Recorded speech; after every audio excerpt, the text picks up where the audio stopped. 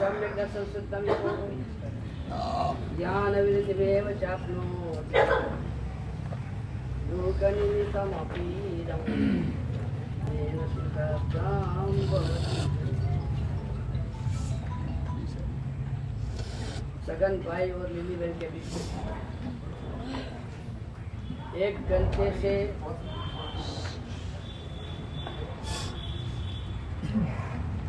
घंटे से जबरदस्त बहस चल रही थी। शब्दों की बौछार छूट रही थी। सगन भाई अपने पक्ष में अड़े हुए थे, नीली बहन अपने पक्ष में। 1 घंटे के बाद नीली के एक वाक्य ने परम शांति कर दी और वो लीली का वाक्य ये था, आपको जीतना है या शांति से जीना है, और पूरी शांति होगी। बस अपने को ये भूमिका से जिंदगी का लाइफ का क्रीम प्राप्त करना है। जैसे गाय घास खाती है, बिल्कुल रॉ प्रोडक्ट है, उसमें से दूध निकलता है, गाय दूध देती है, वो उससे ऊपर वाला प्रोडक्ट है। दूध में 1 चमची दही डालिया, दही बना, उसके ऊपर क्या प्रोडक्ट है। लेकिन सबको रस है, इसका भी मंथन करके क्रीम निकालना। तो हमको भी हमारी जिंदगी घास खाने जैसी जाएगी, दूध जैसी जाएगी, दही जैसी जाएगी, या क्रीम जैसी जाएगी। रेलवे स्टेशन पर जाने वाले को पूछा जाता है को कहाँ जाना है, तो वो बता रहेगा कि मुझे यहाँ जाना है। उसका अंतिम स्टेशन लक्ष्य एक तय होता है कि मुझे मुंबई जाना है, अहमदाबाद जाना है, दिल्ली जाना है। स्कूल में जाने वाले बच्चों को पूछा जाता है कि what do you want to become in next life और in future, आपको भविष्य में क्या होना है। तो बालक भी अपना एम बताता है। कोई कहता है कि मुझे सीए होना है, कोई कहता है मुझे वकील होना है, कोई कहता है मुझे डॉक्टर। हर जगह पर हर भूमिका के साथ एम नक्की होता है। सबसे बड़ी दुख की बात ये होती है कि हमको मानव जिंदगी मिली है, आज तक हमने तय नहीं किया है मेरे जिंदगी का एम क्या है, मेरे जिंदगी का क्रीम क्या रहेगा। न्यूज़पेपर के अंदर के पेज पर श्रद्धांजलि के रूप में आना है कि किसी के हृदय में, लोगों के हृदय में परमानेंट स्मृति के रूप में आना है। यहाँ से ही परलोक की टिकट कपाते वक्त 4 गति के चौकान में घूमने के लिए टिकट निकालनी है। ये मुझे सीधा रास्ता सदगति का ही चाहिए, वहाँ जाना है। तय करने का स्थान ये मानव है। हमारे पास हर जगह पर 2 विकल्प आएंगे। हम चौराहे पर खड़े हैं, हनुमान धारा पर जो खड़ा है उसके लिए विकल्प आता है, नवतुक होकर बड़ी तुक में जाना या सीधा बड़ी तुक में जाना। यहाँ से आप बाहर निकलोगे तो रास्ता पर आपके पास 2 विकल्प आएगा, लेफ्ट में जाना या राइट में जाना। हर जगह पर एक विकल्प आता है, हमारी जिंदगी को हमको क्रीम बनाना या तो गंदी नाली का पानी बनाना है। तो आज इसीलिए एक टॉपिक रखा है क्रीम, CREAM। मेरी जिंदगी में कौन से पॉइंट को मैं आत्मसात करूंगा तो मेरी जिंदगी क्रीम जैसी होगी। इसके लिए 5 पॉइंट इसके अंदर अपने को लेना है। एक पॉइंट को संक्षेप में समझना है क्योंकि टाइम लिमिटेड है, पूरी जिंदगी की बात करनी। तो सबसे पहले नंबर में क्रीम, उसका पहला अक्षर है C। ये जिंदगी लड़ने में पूरी करनी है, सही करो। ये जिंदगी हर बात में हर व्यक्ति के साथ लड़ने में पूरी करनी है। घर में पत्नी के साथ लड़ते रहते हैं, लड़के के साथ झगड़ा वगैरह होता रहता है, बाहर पड़ोसी के साथ झगड़ा चालू, रास्ते में निकले है हमारी कार, वो बाजू वाला हमको ओवरटेक करने नहीं देता है, करके ओवरटेक करने नहीं देता है, ओवरटेक करना है, जल्दी पहुंचना है, ओवरटेक करने नहीं देता है। बाद में कैसे करके भी ओवरटेक किया, वो कार को खड़ी गए, तू मुझे ओवरटेक क्यों नहीं करने देता था, 2 मिनट जल्दी पहुंचना था, 1 घंटा लड़ाई में पूरा। कहा जाता है कि चर्चिल जब सेकंड वर्ल्ड वॉर हो रहा था, तब ब्रिटिशरों को पानी चढ़ाने के लिए उसने एक जबरदस्त कोटि का भाषण दिया था, we will fight with them. उसने अपने भाषण में कहा, we will fight with them on beach, in sea, on street, on mountain, on ground, everywhere we will fight with them. हम हिटलर के साथ, जर्मनी के साथ हर जगह पर लड़ेंगे, बीच पर भी लड़ेंगे, पानी में भी लड़ेंगे, पर्वत पर भी लड़ेंगे, जमीन पर भी लड़ेंगे, गलियों में लड़ेंगे, मैदान में लड़ेंगे, हर जगह। सेकंड वर्ल्ड वॉर को पूरा हुए कितना साल हो गए मालूम है? कितना? 77, करीब 77 इयर्स पूरे हुए। अभी भी वो चर्चिल का संदेश हमारे सबके हृदय में बेचा हुआ है, मैं कहीं भी जाऊंगा लड़ूंगा, कहीं भी जाऊंगा लड़ूंगा, घर पे रहूंगा तो घर में लड़ूंगा, घूमने के लिए लोनावाला गए, शिमला गए या स्विट्जरलैंड गए, वहां भी लड़ूंगा। मैं तो पाली तना दादा तेरे दरबार में भी लड़ूंगा, आगे क्यों जा रहा, वहां भी लड़ूंगा। मैं पूछता हूँ, हमारी जिंदगी कॉन्फ्रंटेशन के लिए हर जगह पर संघर्ष, हर जगह पर हाई बीपी, हर जगह पर दूसरे को काटना, दूसरे की बात को तोड़ना, दूसरे को मर भागाता है शब्द कहना, जिंदगी है कॉम्प्रोमाइज के लिए।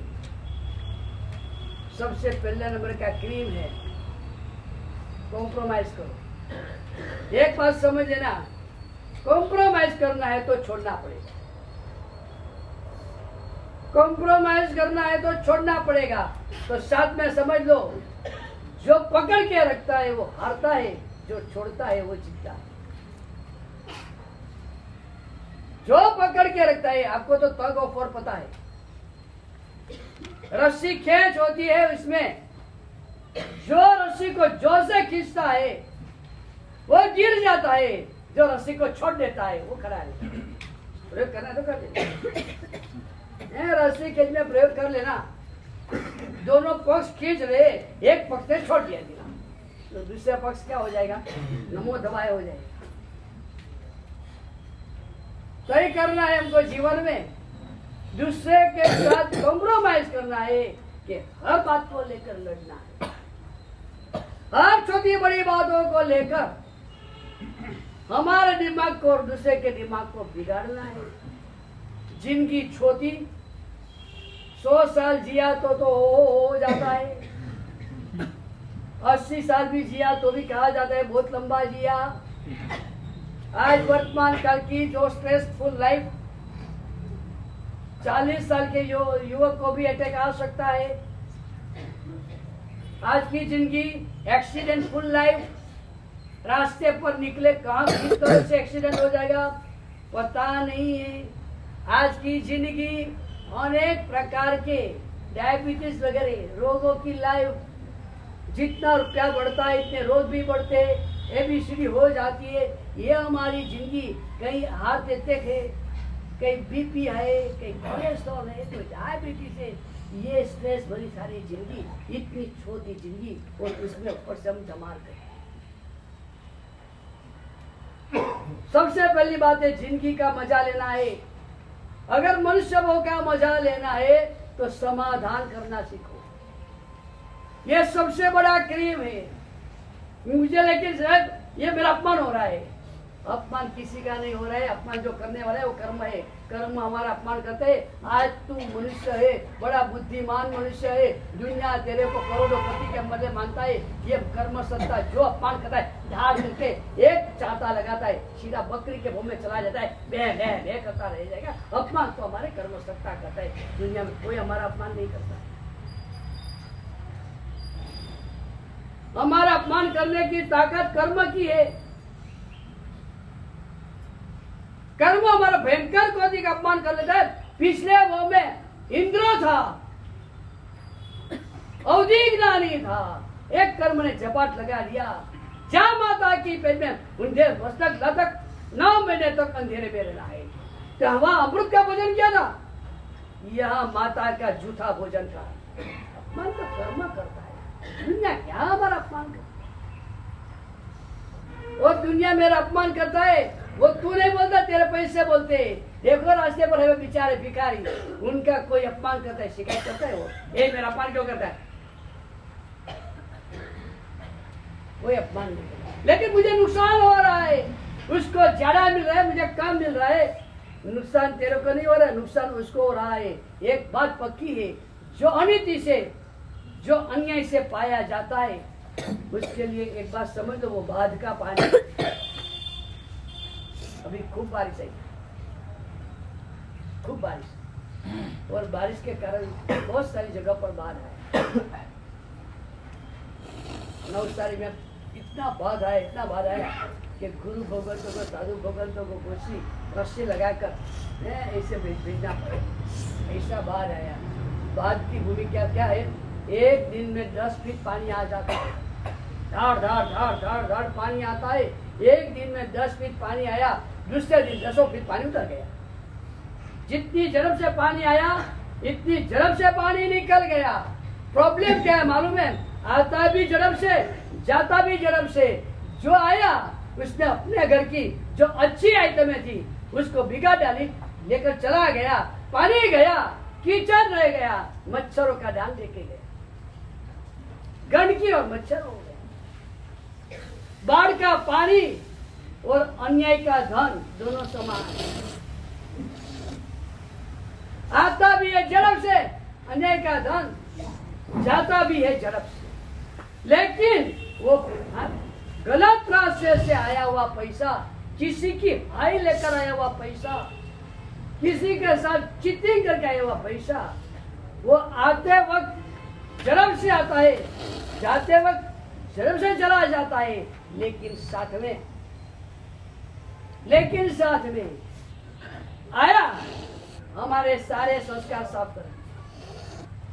गलत रास्ते से आया हुआ पैसा, वो पूजा करने जाता था, रास्ता पर से देरासर आते तो दर्शन करने का टाइम नहीं। वो प्रवचन में आता था, अब वो बोलेगा हमारा सबके प्रवचन में कोई सार नहीं है। पहले वो 5 साल में गाथा करता था, अभी उसको इसके अंदर कोई रस नहीं है, ये सारी बातों को मानता नहीं है। हाई सोसाइटी के में सारे संस्कार साफ हो गए और गया पैसा। लेकिन पैसा जो आया था, सारे गलत रास्ते खुले कर दिए। पहले कभी भी सिगरेट नहीं पीता था, अभी सिगरेट पीना चालू हुआ। पहले शराब के विरोध में लेक्चर देता था, अब वो शराबी बन गया। पहले वो पवित्र जीवन जीता था, अब दुराचार के अंदर फंस गया। एक बात समझ लो, अन्याय का पैसा दुनिया में कोई पूछे सबसे ज्यादा भयंकर, पचाने में सबसे भारी चीज कौन सी? Hard to digest. तो एक आंख बंद करके एक डरा के बोल लेना, पचाने में, डाइजेस्ट करने में सबसे भारी चीज है अन्याय से मिला हुआ पैसा। छोड़ वो बात, कॉम्प्रोमाइज कर। वो 50%, 60%, 70% ज्यादा ले गया, तेरे को कम मिला। एक बात समझ ले, पैसा उसने लिया है, तेरा पुण्य नहीं लिया है। तेरा पुण्य तेरे पास है। 0 से शुरुआत कर और सेंचुरी तक पहुंच। अगर पैसा ज्यादा भी आ गया होता तो हो सकता है कि तेरे घर में संस्कार गलत हो जाते थे, जो वो अच्छा हुआ, कॉम्प्रोमाइज कर, समाधान कर। संपत्ति के नाम पर संबंधों में आग मत लगा। संपत्ति के नाम पर घर में और मन में अशांति पैदा मत कर। एक बात समझ लो, जो न्यायालय में जाता है, न्यायालय में जो जाता है, एक जीतता है एक हारता है। अगर जो छोड़ देता है दोनों जीतते हैं। तो पहले नंबर की बात है, जिंदगी का नाम है कॉम्प्रोमाइज। हर जगह समाधान करना पड़ता है, हर जगह पर। जिसने समाधान किया वही जिंदगी में अच्छी तरह से जी सका है, जो पकड़ के बैठा है। अगर तेरे को पकड़ के बैठना है, नो कॉम्प्रोमाइज, तो तय कर, मैं 24 करूंगा, नो कॉम्प्रोमाइज कर। तेरे को करना है कॉम्प्रोमाइज तो पकड़ रखना है, सिद्धांत रखना है तो रख। मैं 24 करूंगा, नो कॉम्प्रोमाइज। मैं रोज समय करूंगा, नो कॉम्प्रोमाइज। मैं भगवान के स्तव पूजा करूंगा, नो कॉम्प्रोमाइज। करना तो वहां कर, वहां तो तू शुद्ध रह गए। पूजा करनी चाहिए, अनुकूलता है तो करना, नहीं तो क्या ही नहीं, तो कॉम्प्रोमाइज। अरे वहां तू पकड़ रख, मेरी पूजा होनी चाहिए। आज पूजा नहीं हुई है, कल अमल करूंगा। आज समय का नहीं हुआ, कल मोबाइल यूज नहीं करूंगा। आज 24 नहीं हुआ, कल एकादशा करूंगा। मैं पकड़ रखनी है तो तेरे लिए रख कि मुझे मेरी आराधना में कॉम्प्रोमाइज नहीं करना है। भगवान कहते दुनिया में अगर जिंदगी को, लाइफ को क्रीम बनानी है तो पहले नंबर की बात क्या, हर जगह पर कॉम्प्रोमाइज। कोई भी बात को लेकर चर्चा में नहीं जाओ। नहीं तो आदमी हर बात में चर्चा में जाता है और चर्चा में जाने के बाद कहाँ रुकना हो तो पता ही नहीं। पहली बार बात बोला आपने और किसी ने नहीं माना तो छोड़ना आसान है। आपने अपनी बात को जोर दिया और वो नहीं मानेगा तो आप भी टाइट हो जाएगा। और फिर तो क्या परिस्थिति हो जाएगी, किसके ऊपर चर्चा थी, किसकी बात आ जाती है। वो चिंतु ने कहा मम्मी को, चिंतु ने कहा पप्पा को, छगन भाई को, पप्पा युद्ध कैसे होता है। तो छगन भाई ने कहा कि मान ले कि चीन भारत पर अटैक करे। फौरन ही बीच में लिली ने अपनी बात, अपनी कमेंट कर दी। आप पुरानी बात कर तो चीन ने भारत पर हमला किया, वर्षों बीत गए, बोलो पाकिस्तान भारत पर हमला करे। आप गलत लड़के को सिखला रहे हो।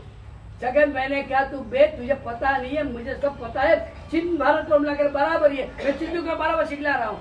आपको सिखलाना आता तो मुझे नहीं आता है, मैं बराबर सिखला रही हूँ। अरे कहते बेट, तेरे को अक्ल क्या है, तू दुनिया को क्या जानते, क्या रसोड़ा में जा, रसोड़ा में। ओ मुझे रसोड़ा देना और आप पूरी दुनिया जानते हो। आपको मैं बोलती हूँ पता भी नहीं है, तू बीच में बोलते हो, हर बात बिगाड़ देते। हाँ मुझे पता है, मैं बोलूं आपको आग लग जाती है। दोनों के बीच घना धनी हो गया। चिंटू ने कहा दोनों बस करो, मुझे पता चल गया युद्ध कैसे होता है।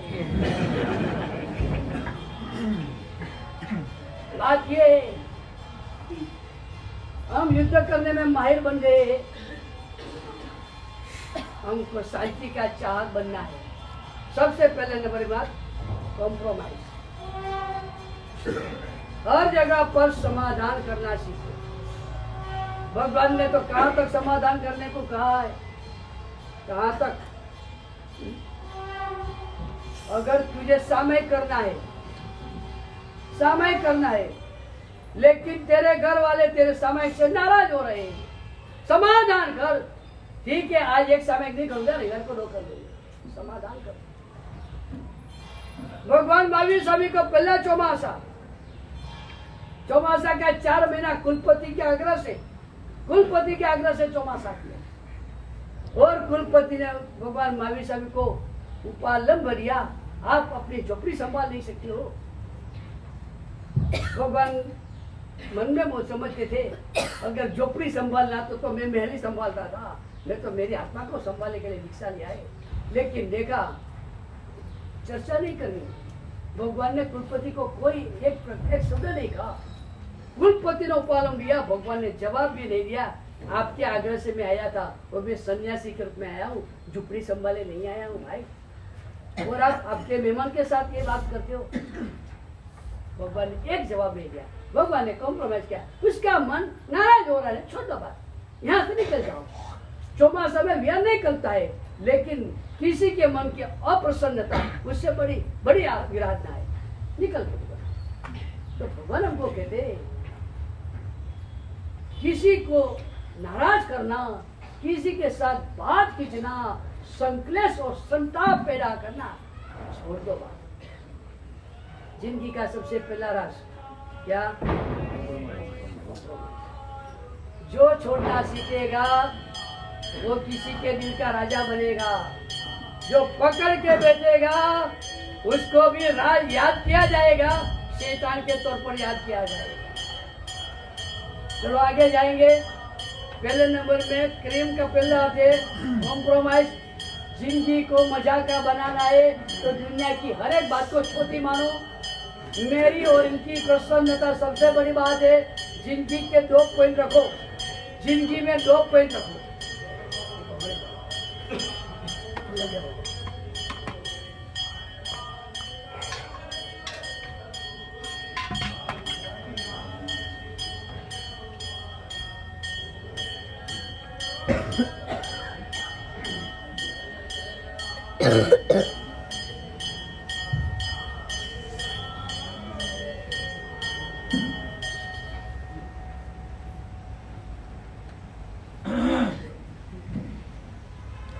जिंदगी में 2 पॉइंट रखो।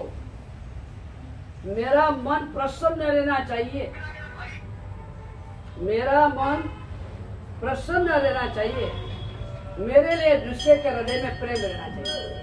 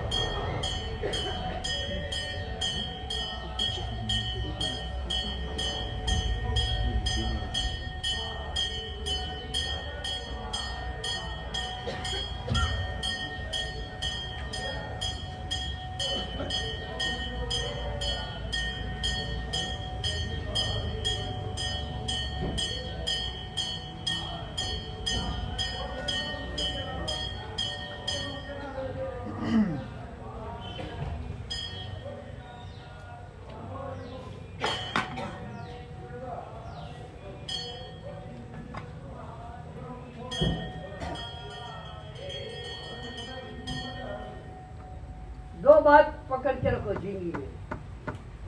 मेरा मन प्रसन्न रहना चाहिए, दूसरे के हृदय में मेरे प्रति प्रेम रहना चाहिए। अगर ये 2 चीज आपने प्राप्त कर ली तो मैं कहता हूँ दूसरी सारी चीज 4 आना की है। 1 करोड़ रुपए का मूल्य रखता है, बाकी सबकी कीमत 4 आना से ज्यादा नहीं है। तो पहले नंबर की बात कॉम्प्रोमाइज, क्रीम। दूसरे नंबर की बात आर। जिंदगी में धर्म और रिलीजन, जिंदगी में आर यानी रिलीजन, धर्म को स्थान दो। कहा जाता है रामायण की रचना 1 लाख श्लोक प्रमाण होने के बाद देव, मनुष्य और दानव के बीच में एक बड़ा संघर्ष हो गया कि रामायण की पर मालिकी किसकी। फर्ज की बात आती है तो सब पीछे हट जाते, जब अधिकार की बात आती है तब सब आगे आ जाते। देव, दानव और मनुष्य के बीच में बड़ी बहस हो गई। रामायण पर अधिकार किसका? देव कहते राम दिव्य विभूति थे, रामायण पर हमारा अधिकार है। मानव कहते कि राम मनुष्य होकर ये जबरदस्त गति का कार्य किया, राम मानव थे, रामायण मानव थे। दानव का भी कहना है कि अगर रावण नहीं होता तो रावण नहीं होता तो राम भी नहीं होते। राम के लिए भी रावण जरूरी है और रावण दानव था, अधिकार हमारा। तीनों के बीच में जबरदस्त गति की चर्चा हुई, विवाद हुआ, निर्णय नहीं हुआ। क्योंकि बाप कॉम्प्रोमाइज नहीं करो तब तक समझ लो दुनिया में समाधान होने वाला ही नहीं है। कोई छोड़ता है तो ही समाधान है, पकड़ के रखने वाले को तो समाधान मिलने वाला नहीं है। अल्लाहबाद की कोर्ट के बाहर पहले के घर में 2 पुतले रखे गए थे। एक ने आधी चड्डी पहनी थी, एक पूरा नंगा था और उसके नीचे लिखा था दोनों 100 एकड़ जमीन के मालिक थे। ये कोर्ट में आने के बाद जो हारा वो नंगा हो गया, जो जीता उसकी चड्डी बची, बाकी कुछ बचा। तो बात तो ये समाधान तो करना ही पड़ता है। तीनों ने शंकर को, शिव जी को लवाड़ के रूप में नियुक्त किया। शिव जी ने तीनों पक्ष की बात सुनकर कहा चलो कॉम्प्रोमाइज करेंगे, तीनों का अधिकार रामायण पर है। मैं आप लोगों को सभी को 30-30 हजार श्लोक प्रमाण रामायण देता हूँ, लेकिन 10,000 बचा। दुनिया में जब विवाद होता है तब क्या मिला वो नहीं दिखाया जाता है, क्या मिलना बाकी है, उसको क्या मिल रहा है और मुझे क्या नहीं मिल रहा है, उसके ऊपर ज्यादा ध्यान देता है। सभी ने कहा ये बाकी का 10,000 का क्या करोगे, चलो हमको ले लो। वापस उसके लिए चर्चा हुई, 3-3 हजार दे दिया, 1,000 बचा। अब इसका क्या करोगे, उसका भी डिवीजन किया, 300 दिया, 100 बचा। तीनों में से कोई छोड़ने के लिए तैयार नहीं है, क्योंकि अधिकार की बात है, राइट की बात है, फर्ज की बात है तो अलग है, छोड़ देते उड़ान बन जाते। और अधिकार की बात है, 100 बचाए, 30 दे दिया, 10 बचा श्लोक। किसको रह गया, मुझे नहीं तो मेरे को अन्याय होगा।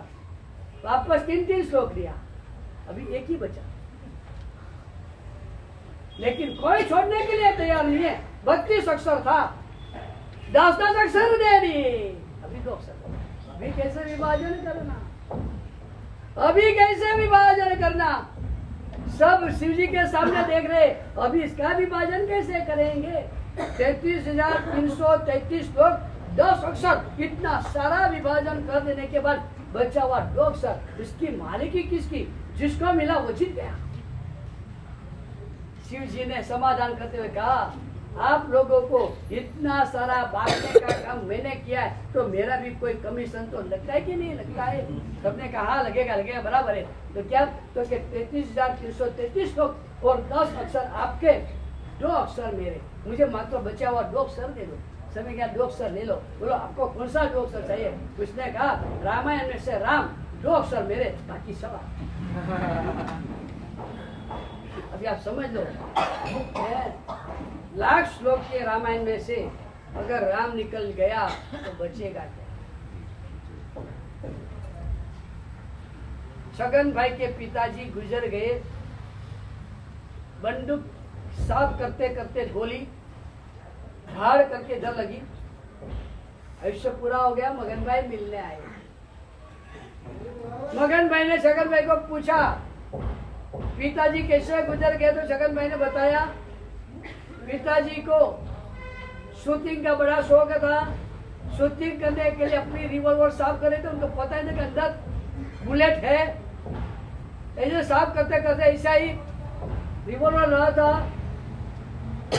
चाप दब गई, धाड़ करके रिवॉल्वर गोली निकली, बुलेट निकली, धाड़ करके इधर जोर से लगी, पिताजी गुजर गए।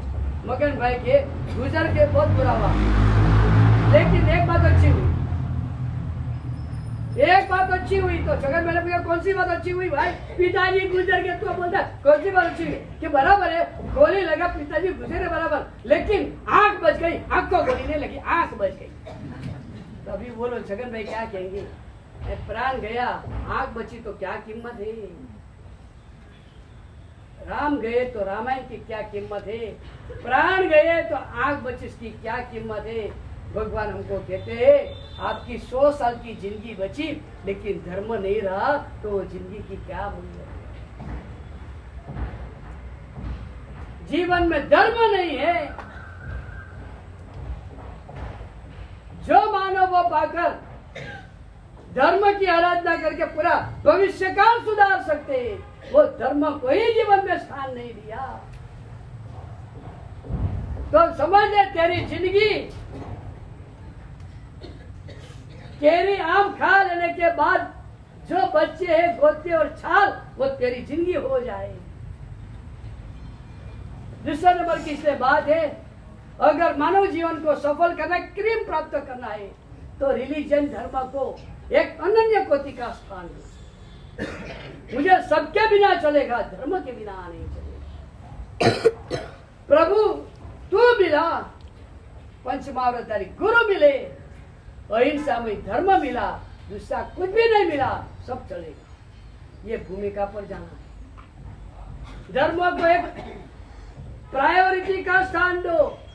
फ्रॉम मॉर्निंग टू नाइट 24 घंटे के लिए आपने अपने सारे कार्य तय कर लिए, ये करना, ये करना, ये करना, ये करना। मैं आपको पूछता हूँ, आपके प्रायोरिटी के लिस्ट में धर्म का नाम कहाँ है? धर्म का स्थान कहाँ है? यह धर्म का अपने कौन सी भूमिका में रखा है? एक बनिया कोई शादी का प्रसंग जिमने गया है,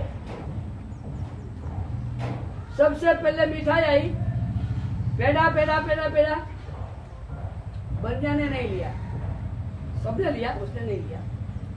उसने कहा मेरे लिए पहले दाल चावल लाओ। उसने पहले दाल चावल लिया, बाद में दूसरी बार पेड़ा पेड़ा पेड़ा पेड़ा, तो बनिया ने कहा पिछली बार का पेड़ा भी बाकी है, इस बार की बाकी है, 2 डाल दो। वो बाजू वाले कहता है तू कमाल करता है, हम सब पहले पेड़ा वगैरह खाते हैं, बाद में दाल चावल खाते, तू पहले दाल चावल खाता है, बाद में पेड़ा खाता है, क्या तू मुसलमान है? तो क्या नहीं, वो मेरी पॉलिसी आपको पता ही चला। बाद में लास्ट में वापस दाल चावल दाल चावल दाल चावल दाल चावल, तो वापस दाल चावल उसने लिया। वो बाजू वाला कहता तू क्या नाटक कर लेना है, अगर तेरे को लास्ट में दाल चावल लेना तो पहले क्यों लिया? तो तुझे पता नहीं चलता वो मेरी पॉलिसी। अरे तेरी पॉलिसी क्या कर रहा है, मेरे को बता देना फ्रेंड, तू मुझे बता दे प्रॉब्लम क्या है। तूने पहले दाल चावल लिया, बाद में पेंडा लिया, बाद में वापस दाल चावल लिया, ये क्या नाटक तूने क्या? तेरी पॉलिसी मुझे बता दे, क्या पॉलिसी है? तो क्या आजकल मेरी तबीयत ठीक नहीं रहती है, कभी वॉमिट हो जाता है, कभी तत्ती हो जाती है, तो मैंने सोचा अगर वॉमिट भी हो जाए तो दाल चावल निकले, अगर संदास भी हो जाए तो दाल चावल निकले, मेरे पेंडे सलामत।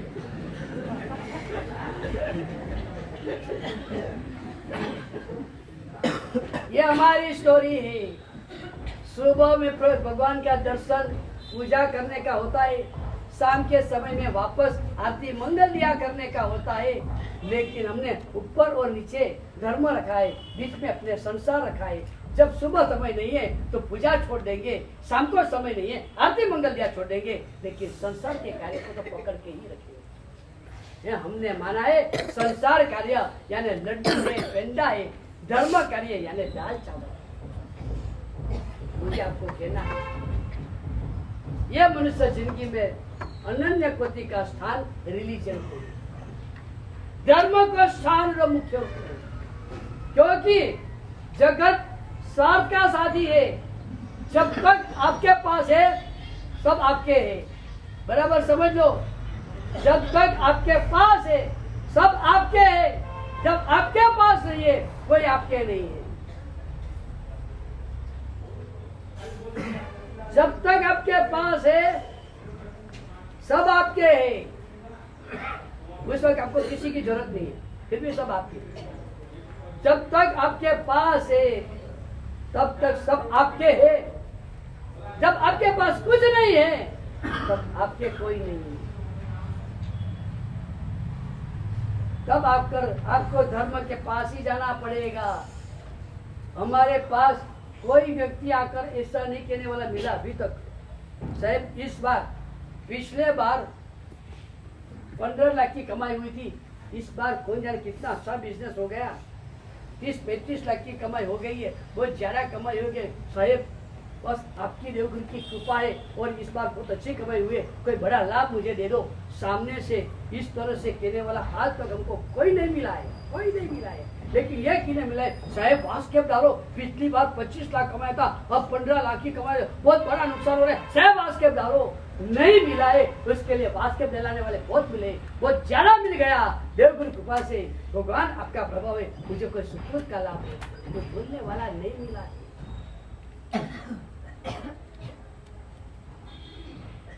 बात यह है जब चला जाता है तो आपको देव गुरु याद आते हैं।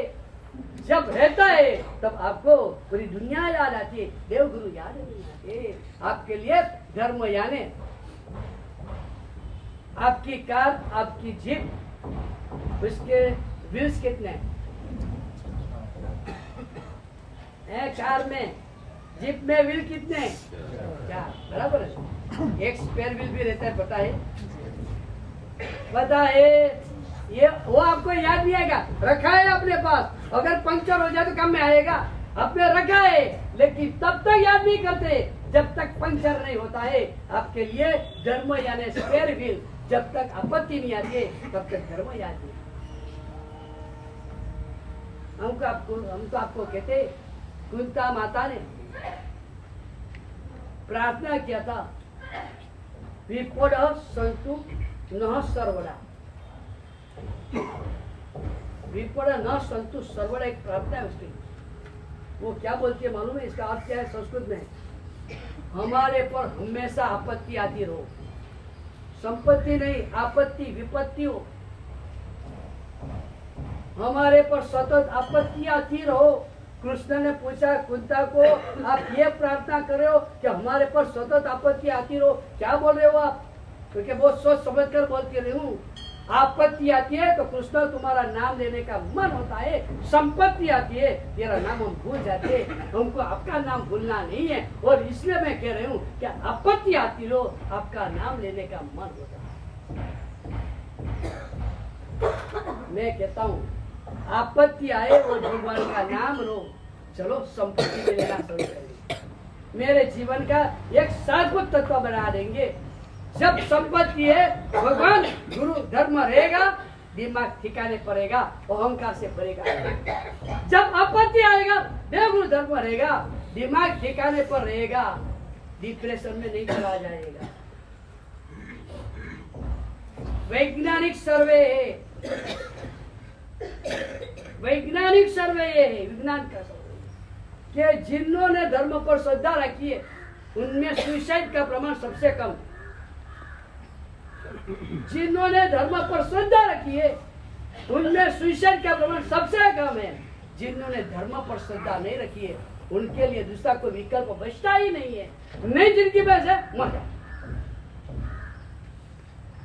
तो दूसरे नंबर की बात, जीवन को धर्म से भरो, कंपल्सरी करो। मैं कहता हूँ धर्म को कंपल्सरी करो, ऐसे तो हमारा मन धर्म करने में होने वाला नहीं है। धर्म यानी कोई न कोई प्रकार का कष्ट, कोई न कोई प्रकार का कष्ट, पूजा करना, कपड़ा बदलना, धोती पहनना, वो करना, मंदिर जाना, वो सब कष्ट। सामायिक करो तो 48 मिनट एक ही जगह पर बैठा रहो, नहीं टीवी, नहीं फ्रिज, नहीं मोबाइल, कष्ट है भाई। धर्म करना यानी हमारा सबको कहेंगे धर्म करो, है 14 को अमेल करो, आतंक को एकास ना करो, 99 ब्यास ना करो। धर्म करना यानी कष्ट। वो टीचर ने स्कूल में चिंटू को खड़ा किया, बोल ए फॉर, चिंटू को खड़ा किया, बोल ए फॉर, चिंटू बोला नहीं, अरे चिंटू बोल ए फॉर, चिंटू बोला नहीं, अरे चिंटू बोल ए फॉर, नहीं बोला, मुझे इतना भी नहीं था। बेच क्लास पूरा हुआ, पिंटू ने चिंटू को पूछा, तूने जवाब क्यों नहीं दिया ए फॉर एप्पल? इतना जवाब तेरे को नहीं आता था, तूने जवाब क्यों नहीं दिया ए फॉर एप्पल? चिंटू के रहने दे, अगर मैंने ए फॉर एप्पल कहा होता ना तो टीचर वापस पूछते बी फॉर, बाद में बोलते सी फॉर, बाद में बोलते डी फॉर, और बोले ए फॉर। पहले ही जवाब नहीं दिया, आगे का प्रश्न पूरे हो गए। आप भी बड़े होशियार हैं। महाराज साहब पूछते नौकाशी करते हो, वहां चुप रह गए, नहीं अभी नौकाशी जवाब दिया महाराज साहब को कि नौकाशी नहीं करता, वैसे नौकाशी कर, फिर नौकाशी करते पॉलिसी कर, बड़ी बात कह चौयार कर, फिर महाराज साहब के हाथी बजान छोड़, महाराज साहब कह कटबुल छोड़, महाराज साहब पहले ही ना बोलना, मैं तो धर्म पसंद ही नहीं है, बात पूरी हो गई। एप्पल एप्पल ही नहीं बोलना, बाद में सारे प्रॉब्लम। बड़े होशियार आप। चलो दूसरा नंबर की महत्व की बात, जीवन को धर्म से भरो, कंपल्सरी करो। एक बार समझ लो, पसंद नहीं है, मैं भी जानता हूँ। मैं हर जगह पर ये एक कल्पना का दर्शन देता हूँ कि एक लड़का IT इंफॉर्मेशन टेक्नोलॉजी में टॉप रैंकर, अच्छी कंपनी में, सुंदरपति की कंपनी में उसको अपने शहर को छोड़कर एक दूसरे शहर में, बड़े शहर में प्लेसमेंट मिला। सुंदरपति का 12 लाख का पैकेज मिला। जब वो दूसरी जगह पर प्लेसमेंट मिला है और वहाँ रहने जाता है, तब पिताजी ने कहा, आज तक तेरे लिए मैंने बहुत खर्चा किया है, आज से तेरे लिए कंपलसरी है, हर महीने 25,000 रुपया मुझे मिलना ही चाहिए। लड़के ने कहा, पापा नई मेरी जिंदगी है, बहुत मौज मजा करनी है, नई नौकरी, नई सारी जिंदगी में मौज मजा करनी है, और क्या आप लफड़ा लेकर मैं तो आपकी दुकान। मैं एक बात सुनता नहीं, मुझे 25,000 चाहिए। पिताजी ने कहा, मुझे 25,000 चाहिए या नहीं चाहिए, नो विकल्प। वो हर महीने लड़का को पिताजी को 25,000 देना पड़ता है, और पिताजी इतने कड़क है। कोई महीने लड़का कहते हैं, पापा बाहर घूमने जाना है, इस महीने 25,000 नहीं दूंगा तो चलेगा। पापा के तुझे कहाँ घूमने जाना, तू जाने, 25,000 तो मुझे मिलने चाहिए, उसमें नो दूसरा कोई कॉम्प्रोमाइज नहीं है, 25,000 चाहिए या नहीं चाहिए। इस तरह से 10 साल बीत गए। एक महीना पिताजी ने छोड़ा, 25,000 चाहिए चाहिए चाहिए। लड़का 10 साल तक तो हर बार नाराज होता है, 25,000 देना तो पड़ता है, लेकिन हर वर्ष का मुंह बिगड़ता है। पापा कितना आग्रह करते हैं 25,000 का, लेकिन 10 साल के बाद थोड़ा कलेक्शन टूट गया था, और एक दिन अचानक लड़का घर पे आया, पापा का पैर पकड़ कर खुद रोने का शुरू किया। पापा आपको पता नहीं है, इसलिए मैं आपका कनेक्शन नहीं करता, पिछले 6 महीने से हमारी कंपनी क्राइसिस में फंस गई है, और बड़े बड़े को निकाल दिया है, सभी को बाहर निकाल दिया है, सभी की नौकरी गई, मेरी भी नौकरी गई। 6 महीने से बिना नौकरी का मैं घूम रहा हूँ। ऐसी क्राइसिस की सीजन चलती है, दूसरी कोई जगह पर नौकरी भी नहीं मिल रही है, मेरे पास तो कोई पूंजी बची नहीं थी। 6 महीने में तो मैंने गहने डायकी ना बेचकर 6 महीने तो कैसे करके भी चलाया, लेकिन एक बिजनेस मुझे करना है, बड़ा धंधा वगैरह करना है, पूंजी भी नहीं रही, सर्विस भी नहीं रही। पिताजी में तो भिखारी बन गया, पापा मैं क्या करूँ। पिताजी रोता है क्यों, रोता है क्यों? 10 साल से तू 25,000 मुझे दे रहा था, मुझे थोड़ा चाहिए था, मेरी तो दुकान थी, मुझे पता था तू बचाने वाला नहीं है, और इसीलिए कंपलसरी किया था। ये 25,000 10 बरस तक तूने दिया है, उसका ब्याज ब्याज ब्याज ले 50 लाख में तेरा क्या धंधा, रोता है क्यों? अब लड़का क्या कहेगा, अब लड़का कहेगा, पप्पा 25,000 क्यों, 50,000 ही रखना था। सीधी बात है। ये दृष्टा मैं आपको बार बार इसलिए कहता हूँ, धर्म सत्ता देव गुरु आपको कहता है, तेरे लिए कंपल्सरी है धर्म, तेरे को पूजा करनी है, तुझे सामयिक करना है। नहीं मुझे टाइम नहीं है, मेरा धंधा करना है, वो कुछ नहीं, ये दो तेरे को कंपल्सरी करना है। मतलब आग्रह क्यों करते हो, ऐसे जबरन थोड़ा धर्म के कुछ सुनता नहीं, तेरे को करना पड़ेगा, आ जाओ। और महाराज साहब ने जबरन दे दिया, नहीं दिया नहीं, करते वक्त आपको पसंद नहीं है, धर्म करते वक्त आपको पसंद नहीं है, लेकिन जब at the end of life, जीवन के अंत समय आपको जब परलोक जाना होगा, और तब आपको चिंता होगी, ये जिंदगी में मैंने कोई धर्म नहीं किया है, अगर परलोक होगा तो मेरी आत्मा का क्या होगा।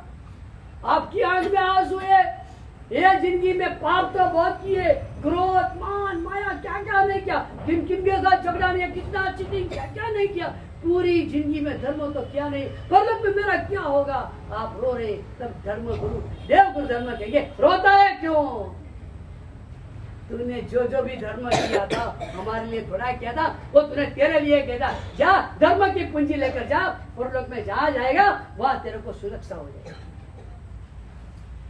आज धर्म करना भारी लगता है, लेकिन एक बात समझ लो, जब परलोक की यात्रा शुरू होगी तब ये धर्म ही आपके काम में आने वाला है। और इसलिए मैं आपको कहता हूँ, कंपलसरी करो धर्म को, कंपलसरी। आज पूजा नहीं हुई, नो कॉम्प्रोमाइज, आज पूजा नहीं हुई, कल लुकी रोटी खाऊंगा, एक द्रव्य खाऊंगा, आज सामयिक नहीं हुआ, कल मोबाइल यूज नहीं करूंगा, आज स्वाध्याय वगैरह नहीं हुआ, कल अमल करूंगा। फर्क बनना पड़ेगा। दूसरे नंबर की बात है, आर फॉर रिलीजन, जीवन का क्रीम है धर्म। चलो आगे जाइए। तीसरे नंबर की बात, CRE, नो एक्सपेक्टेशन। पहले नंबर की बात एक्सपेक्टेशन। मेरी जहां तक शक्ति पहुंचती है और सामने वाले की डिमांड जहां तक वाजिब है तब तक मुझे दूसरे की सभी अपेक्षा पूरी करनी है। दो कंडीशन अप्लाई। पहले नंबर की कंडीशन, सामने वाले की अपेक्षा वाजिब होनी चाहिए। गलत अपेक्षा रखता है तो पूरी करने की जिम्मेवारी हमारी नहीं है। कोई गलत पति की अपेक्षा रखता है तो वो पूरी करने की जिम्मेवारी हमारी नहीं है। और विवेक आपको होना चाहिए, सामने वाले की अपेक्षा वाजिब है या गैर वाजिब है, और निर्णय करने की शक्ति आपके पास होनी चाहिए।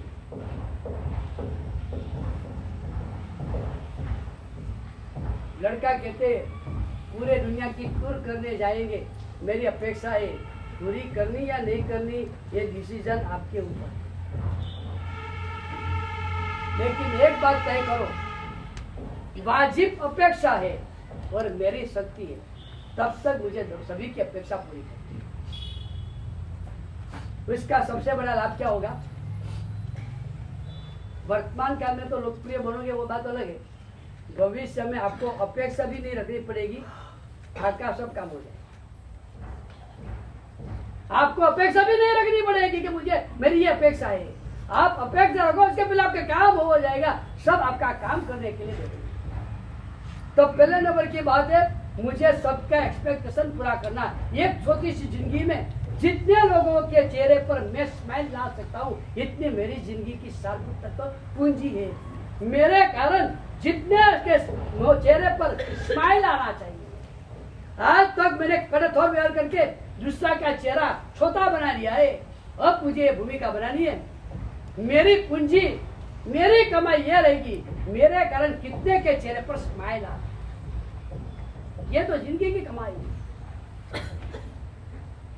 और दूसरे के चेहरे पर स्माइल मोहब्बत में नहीं आती है, जब आप उसकी बात को मान्य करते हो, जब आप उसकी इच्छा को पूरी करते हो। तो एक बात है, मैं सबकी एक्सपेक्टेशन मेरी शक्ति पहुंचे तब तक पूरी करूंगा। सामने बदला में नो एक्सपेक्टेशन। दूसरे का स्माइल चाहिए, उसका एक्सपेक्टेशन पूरा करो। मेरे चेहरे पर स्माइल चाहिए, मुझे कोई अपेक्षा रखनी नहीं। हाँ, समझ लो बराबर। दूसरे के चेहरे पर स्माइल चाहिए, उसकी अपेक्षा पूरी करो। मेरे चेहरे पर स्माइल चाहिए, मुझे कोई अपेक्षा रखनी नहीं है। जिस दिन जिस क्षण मैंने अपेक्षा रखी, उस क्षण से मेरा चेहरा विलीन हो जाएगा, स्माइल खत्म हो जाएगा। बस बाद में एक ही बात रहेगी, मेरी अपेक्षा उसने पूरी क्यों नहीं किया, वो मेरी अपेक्षा में खड़ा क्यों नहीं उतरता है। धमाल चौकड़ी मच जाएगी।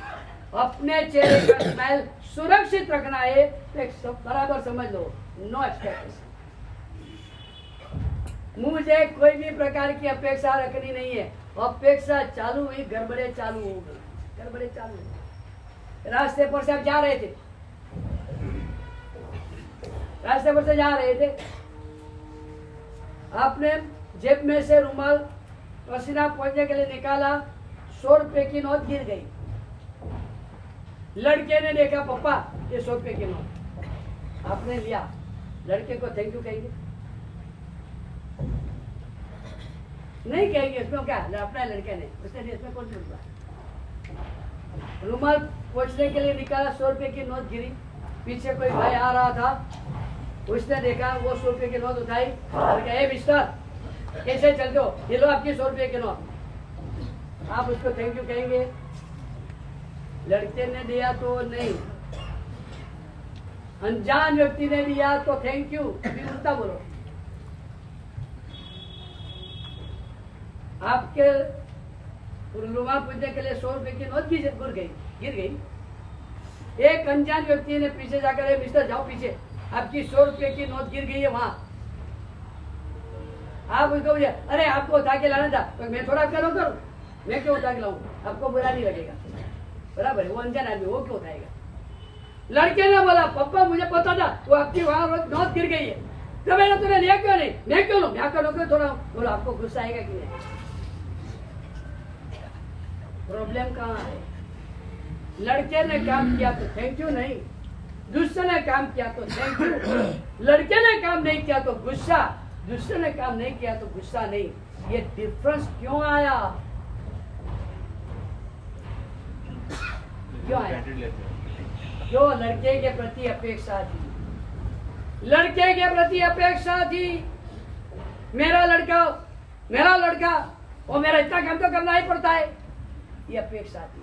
अपने चेहरे के स्मेल को सुरक्षित रखना है तो मेरे तीसरे नंबर बात है, आपके लिए कोई अपेक्षा रखो। जो जितना करता है सब बोनस है, जो जितना करता है वो सब बोनस है। आपने लड़के को कहा बेटा जिमने बेच गया हूँ, जरा पानी का गिलास रख दे, और लड़के ने पानी का गिलास रख दिया, लड़के को थैंक यू बोल देना, बोनस है ये बोनस है। लड़का बोल सकता था पापा मैं आपका नौकर नहीं हूँ, मैं नहीं दूंगा, वो बोल सकता था, आपका चलने वाला नहीं था, उसने दिया, बोनस है।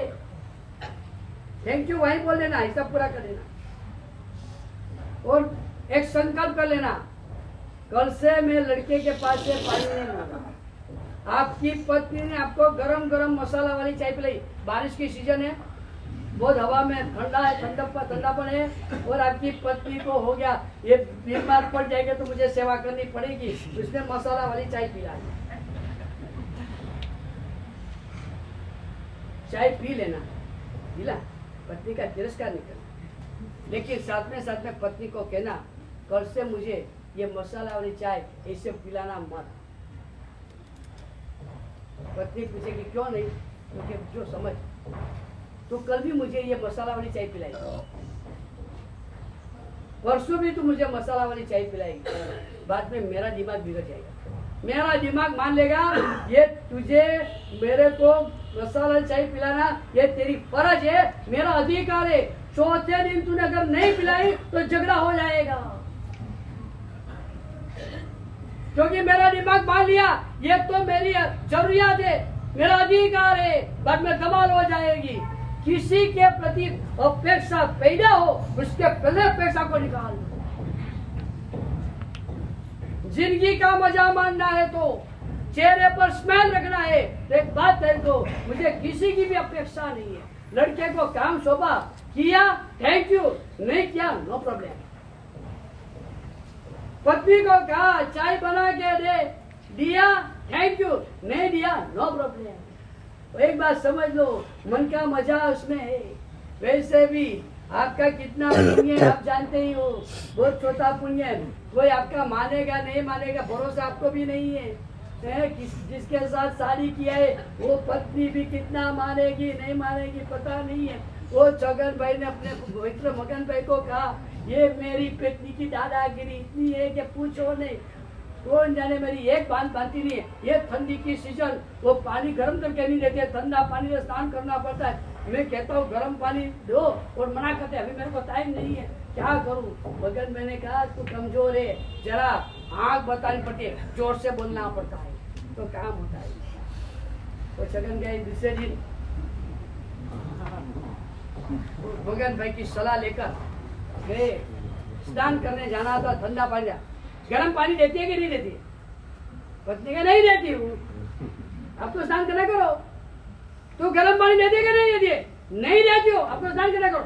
तू गर्म पानी देती है कि नहीं देती है? तो मैं नहीं देती हूँ, क्या करना करो। ठीक है ठंडा पानी से स्नान कर। ये आपकी स्टोरी रहने वाली है। पत्नी भी नहीं मानती है, लड़का भी नहीं मानता है, क्यों अपेक्षा लेकर देखकर दुखी हो। तीसरे नंबर की बात, दूसरे के चेहरे पर स्माइल लाना है तो इसकी अपेक्षा पूरी करो। अपने चेहरे पर स्माइल रखना है, किसी की अपेक्षा रखो। चलो पहले नंबर में, तीसरे नंबर में, तीसरे नंबर में एक्सपेक्टेशन सबका पूरा करो, अपना कोई नहीं।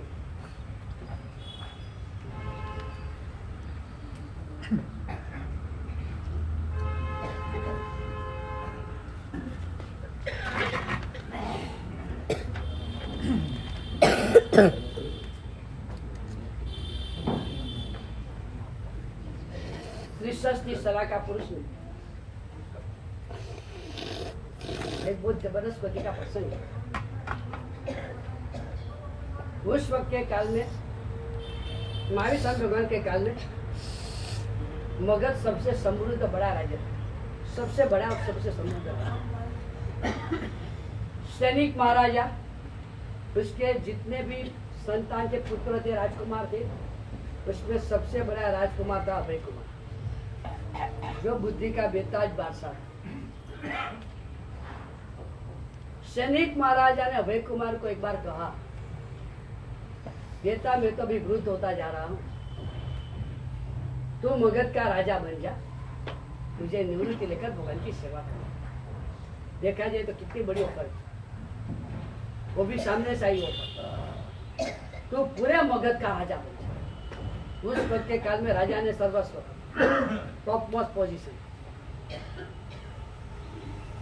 अभय कुमार जो बुद्धिमान है, खुद हजारों लोगों को सही रास्ता निकालने की बुद्धि उसके पास थी।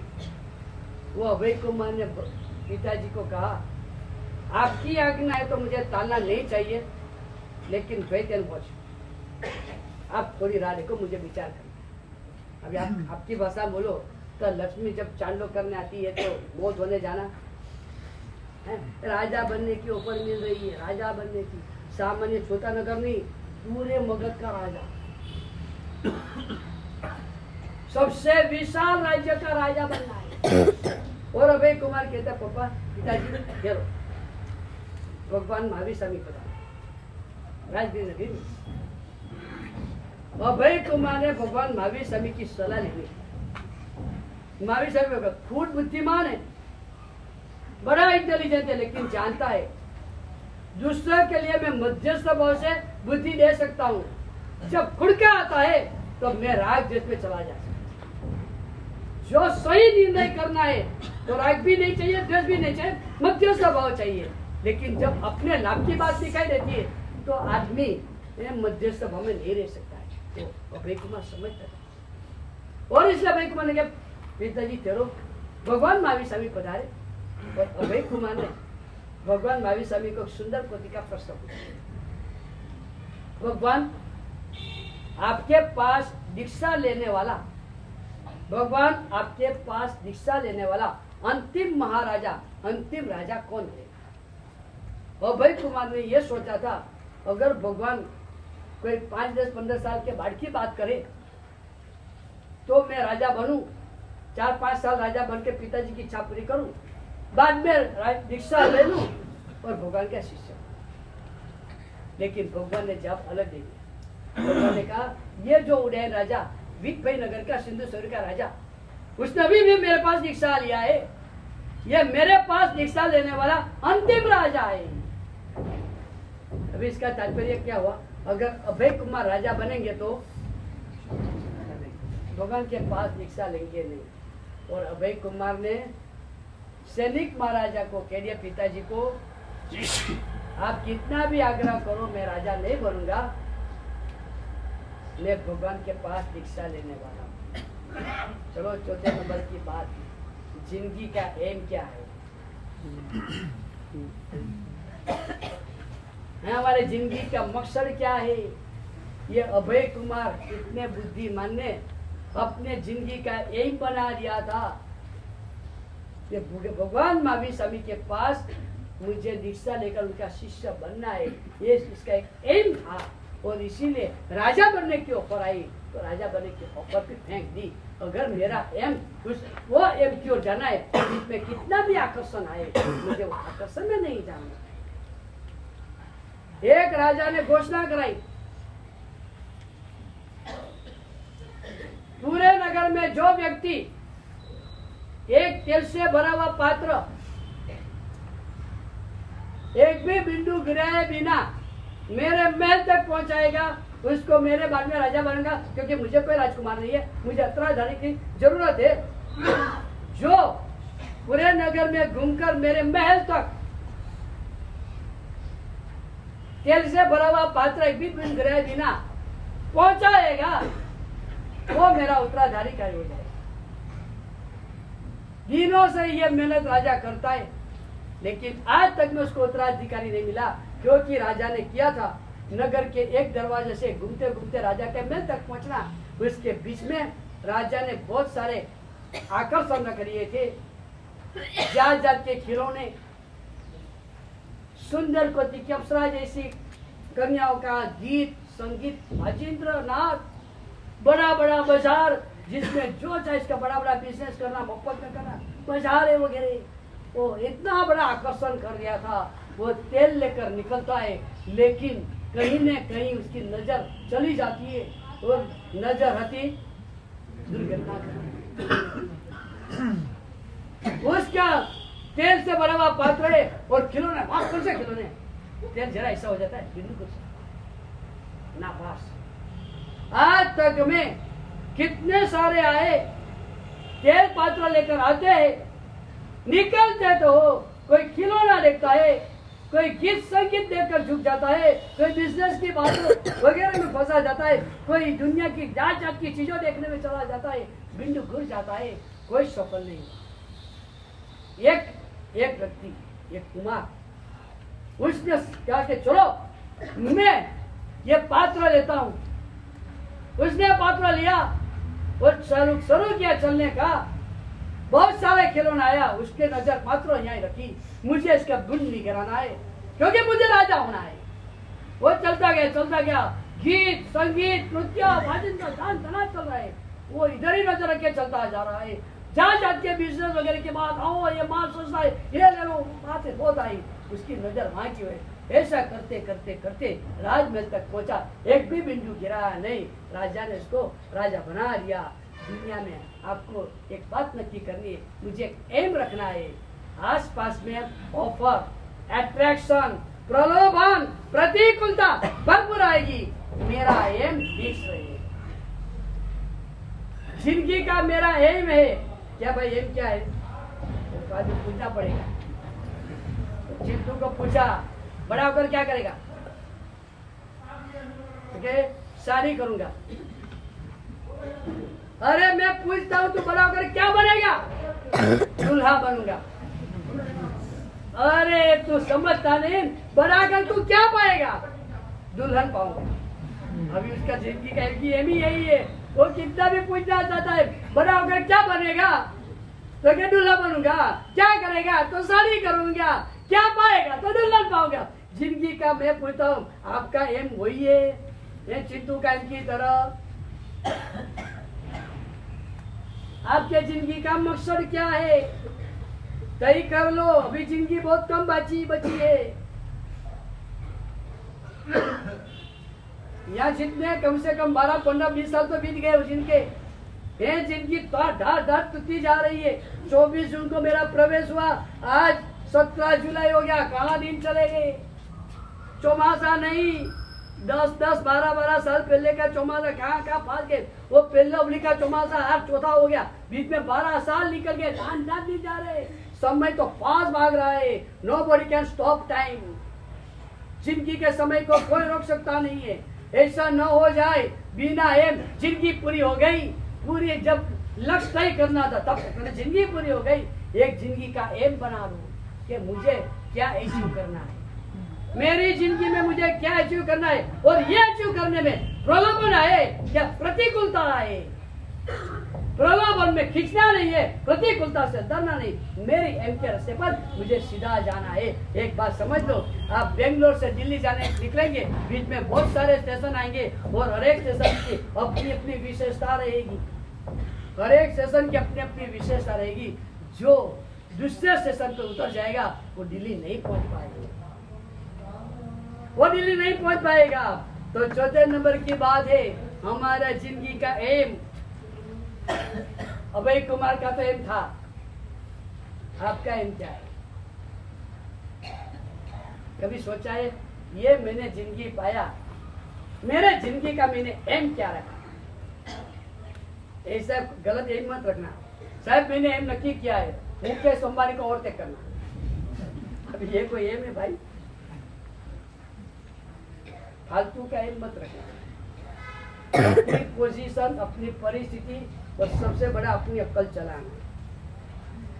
जो छोड़ के जाना है वो कभी एम नहीं हो सकता है, जो लेकर जाना है वो ही एम हो सकता है। जो छोड़कर जाना है वो एम नहीं हो सकता है। प्रार्थना सभा में आपके लिए बोले, वो आदमी ने जबरदस्त कोटि का पुरुषार्थ किया। जब उबली में था, शुरुआत किया तब तो छोटी रूम में था। उसके बाद में परिश्रम किया, उसके 2 बंगले और 2 बंगले छोड़कर गया, 4 फैक्ट्री छोड़ के गया, 10 बैंक अकाउंट छोड़ के गया, इतने सारी संपत्ति छोड़ के गया। जिंदगी में सफल हुआ। मैं पूछता हूँ, ये सफल हुआ? छोड़ के जाना वो सफल है। हाँ, छोड़ के गया वो सफल है। जिंदे जिंदे जो छोड़ के गया वो कौन है? जिंदे जिंदे जो छोड़ के जाता है वो सफल है। मान लो ये हमारे सब मरते छोड़ के गए नहीं है। आप मरकर छोड़ के नहीं गए हो। जो मर के छोड़ के जाता है वो छोड़ के नहीं जाता है। अगर उसका चलता है तो लेकर ही जाता है। अरे उसकी ताकत अगर है ले जाने की, तो लड़के के लिए 5 और ऐसा हुआ था। नथु राम से गुजर रहे थे और उसका लड़का पिताजी के पास जाता ही नहीं। पड़ोसी ने कहा, तेरा पिताजी मरने जा रहे हैं, जा तो सही, अंतिम समय में कुछ उसको आश्वासन दे, कुछ उसके साथ तो रहे। जाऊंगा। अरे तेरे पिताजी तेरे लिए करोड़ रुपया छोड़ के जा रहे और तू मेरे लिए छोड़ के नहीं जा रहे। मेरे लिए छोड़ के नहीं जा रहे। क्या बात कर दे? वो करोड़ रुपया तेरे लिए छोड़ के जाते, वो छोड़ के नहीं जाते। अगर पिताजी को मैं पहचानता हूँ, लेकर जा सकते तो 1 करोड़ तो लेकर जाते, मेरे पर करोड़ रुपये का भार रखते, 2 करोड़ लेकर चले जाते। वो तो ले जा नहीं सकते, इसलिए बोला जाता है क्या? सच बोलो। आपको मैं आपको पूछता हूं, आंख बंद करो।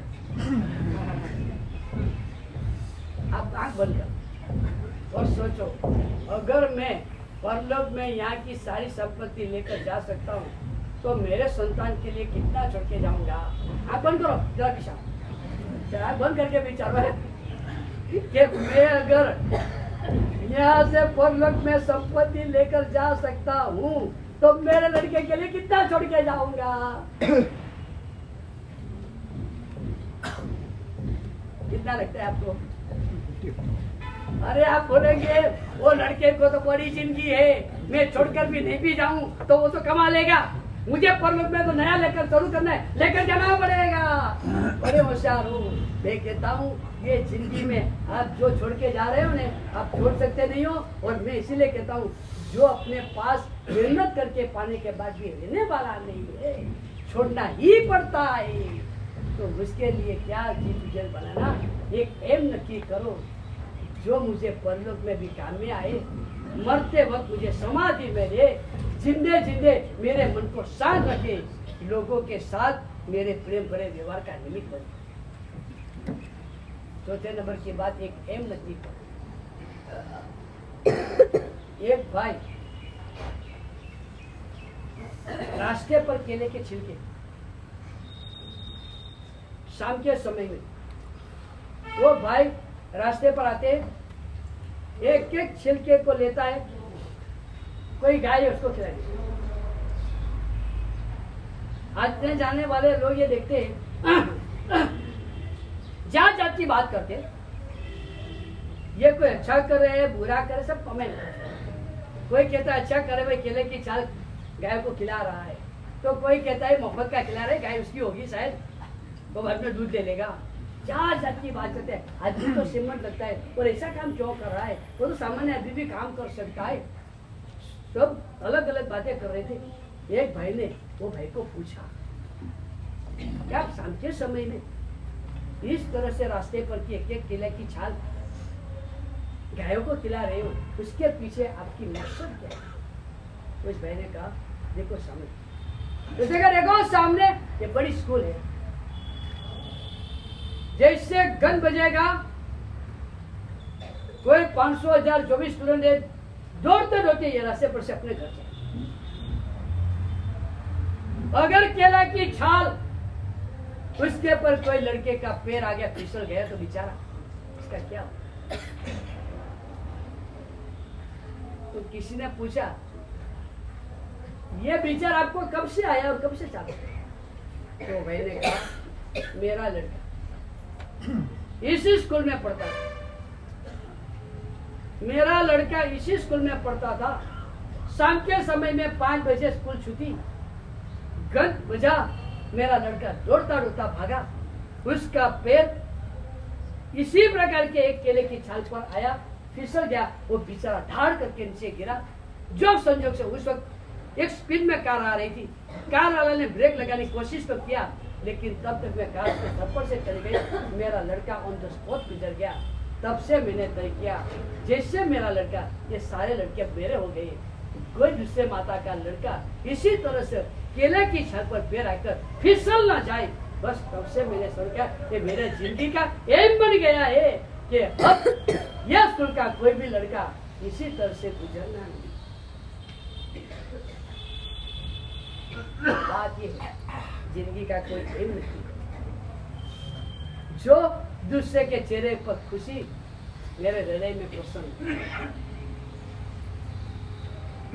मिला है। ये सुंदर कोटि का जीवन, बुद्धि मिली है, शक्ति मिली है, संपत्ति मिली है, समय मिला है।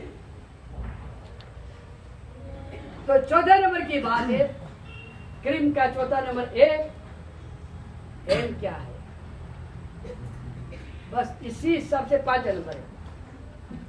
हमारा हर एक समय, हमारी हर एक पल,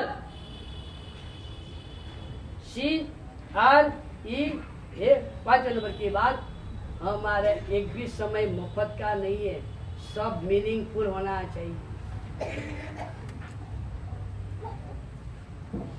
फालतू में मत जाने दो, हमारा कोई 84 लाख पूर्व का आयुष्य नहीं है। आदिश्वर भगवान का 84 लाख पूर्व वर्ष का आयुष्य था। एक पूर्व यानी 70,560 अरब मल्टीप्लाई बाय 84 लाख, इतना बड़ा आयुष्य था। हमारा आयुष्य इतना नहीं है। एक एक समय की महान कीमत है। एक पल, एक क्षण हमारी फिजूल की नहीं जाए चाहिए। मेरी हर एक पल, हर एक क्षण, हर एक सेकंड मीनिंगफुल होनी चाहिए। कल अगर कोई मुझे पूछे कि अगले दिन की 86,400 सेकंड तेरे को मिली थी, 86,400 सेकंड तेरे को मिली थी, जरा इसका हिसाब दे तू मुझे हिसाब दे। कोई 86,400 सेकंड का क्या हिसाब था? लड़के को पिताजी 10,000 रुपया भी देते, लड़का कहते पापा घूमने जाना 10,000 रुपया लो, दे तो देते, बाद में पिताजी पूछते हैं तूने 10,000 रुपये क्या खर्चा किया, हिसाब दे। 10,000 का हिसाब लिया जाता है, जो 10,000 आप वापस कमा सकते हो, जो वापस नहीं आने वाली है। एक एक सेकंड, एक एक पल का हिसाब आपके पास है। हमारी लाइफ मीनिंगफुल होनी चाहिए। एक तय कर लो, मेरी जाने वाली एक भी सेकंड, एक भी मिनट, एक भी घंटा बिना मीनिंग का नहीं जाना चाहिए। उसके अंदर कुछ न कुछ तत्व तो होना ही चाहिए। सबसे बड़ी तकलीफ ये मोबाइल ने कर दिए। ये मोबाइल नहीं है, दिमाग है। जैसे दिमाग टॉप क्वालिटी के फर्नीचर को खा जाता है, यह हमारा मोबाइल हमारे महान समय को खा जाता है, मूल्यवान समय को खा जाता है। जीवन मीनिंगफुल बनने के बदले कितने स्थूल में, कितने फालतू में चला जा रहा है। जिंदगी की कोई भूमिका ही नहीं रही है। बस जैसे सर्कस का घोड़ा गोल गोल घूमता है, हमारी पूरी जिंदगी गोल गोल घूमता है। घर बाजार दुकान, घर बाजार दुकान, घर बाजार दुकान, घर बाजार दुकान, घर बाजार दुकान। ये जिंदगी का कोई मीनिंग है? मैं आपको पूछूं, मैं कितनी बार बोलूं तो आपको मजा आएगा? बालक बाबा बासा, बालक बाबा बासा, बालक बाबा बासा, बालक बाबा बासा, बालक बाबा बासा, बालक बाबा बासा। मैं कितनी बार बोलूं? आप कहेंगे महाराज साहब आगे बढ़ो, ये क्या बालक बाबा बासा लगा के बैठे हो? मैं आपको कहता हूँ, बस वही मुझे आपको कहना है कि अनंत काल में मनुष्य भाव मिला, एक ही काम किया है, बालक बने, बापा बने, भाषा बने, मर गए, वापस मानो, बालक बने, बापा बने, भाषा बने, मर गए, बालक बने, बापा बने, भाषा बने, मर गए। मैं 12 बार बोलता हूँ, आपको त्रास हो जाता है। हमने अनंत बार यही किया।